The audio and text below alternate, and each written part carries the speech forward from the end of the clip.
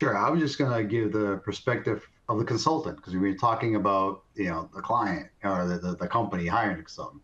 But as the consultant, where I've been consulting for, I don't know, the last 15 years, kind of off and on, even when I was working, um, you got to take the right gig. So if I'm going to be representing a client to a CDMO and they're doing a biologic, and all I know is oligonucleotides or aptamers or something, I'm not going to take the job because then I'm not just going to sit there and posture and just take that money.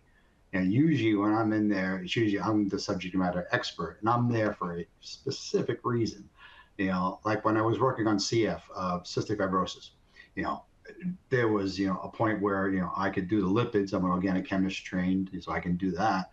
I didn't know anything about the lung. I didn't know anything about the vectors they were playing with and all that stuff. I had to bring those people in, right? So, uh, when you say, how does that consultant, in the room with the CDMO and they kind of muck things up, it's probably because they don't belong there. You got to put the expertise where it is. You can't just have that global thing. Um, and to answer your question, the onboarding process, right? Um, Personally, I've never had to use a consulting firm. I had my Rolodex. I mean, I was fortunate enough to work at Genzyme when I was number 40 employee, Shire when they were young. So now these companies are bought and gone. These people are all grown up, gone to do other things, consulting, and they've been experts in their field. So for me, it's usually I use my Rolodex. I can usually get somebody pretty quickly. I've got a whole set of consultants I would use.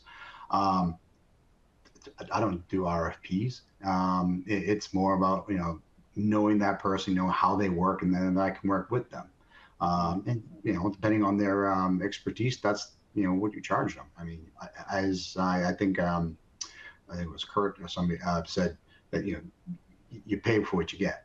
You don't try to lowball people. You pay them the right amount of money, and I've actually had people do things much faster than I expected because they had the experience or they had some of the documentation that they leveraged. Well, they put in 5 hours. I knew it took more, so I would pay them the 10 because that goes a long way, and that comes back. It's a small world. We all bump into each other a lot. What Brian was saying, I've gotten a lot of job consulting gigs from the CDMO because they have a customer that really doesn't know what they're doing, or they're lost, or they just don't even know. They don't know what they don't know. And the CDMO will say, Exactly. bring Perry on. And then it's a beautiful situation because now I'm working for both of them. Even though the company's paying, I'm in the middle, but I'm helping both sides. That's the perfect place to be.